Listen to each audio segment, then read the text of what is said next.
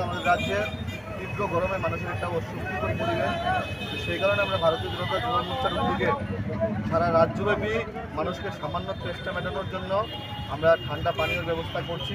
আজকেও তেলিয়ামুড়া মণ্ডল যুব মোর্চার উদ্যোগে আমাদের যুব ভাইরা কার্যকর্তারা, ভারতীয় জনতা পার্টির সমস্ত স্তরের কার্যকর্তারা তেলিয়ামুড়া বাজার এলাকায় যারা পথচারীরা আছে ওদেরকে তৃষ্ণা মেটানোর জন্য সামান্য পানীয় জলের ব্যবস্থা করেছে।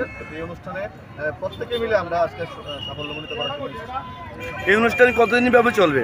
যতদিন আমাদের এরকম মানে গরমের একটা অস্বস্তিকর পরিবেশ থাকবে ততদিন আমরা এই কার্যক্রম চালিয়ে যাব। অ্যাকচুয়ালি প্রচণ্ড গ্রীষ্মের তীব্র দাবদাহে সারা রাজ্যের মানুষ একটা অস্বস্তিকর পরিস্থিতিতে আছে। সেই সুবাদে আমরা প্রদেশ যুব মোর্চার উদ্যোগে সারা রাজ্যব্যাপী একটা কার্যক্রম হাতে নিয়েছি। পথচারীদের মধ্যে ঠান্ডা পানীয় জল বিতরণ এবং বিভিন্ন এলাকায় বৃক্ষরোপণ। সেই সুবাদে আজকে তেলিয়ামুড়া মণ্ডল যুব মোর্চার উদ্যোগে দুইটা কার্যক্রম নেওয়া হয়। বাজারের মধ্যে আমরা পথচারীদের মধ্যে ঠান্ডা পানীয়ের ব্যবস্থা করি এবং এইখানে বিদ্যাসাগর বিদ্যালয়ের মধ্যে আজকে আমরা বৃক্ষরোপণের আয়োজন করি।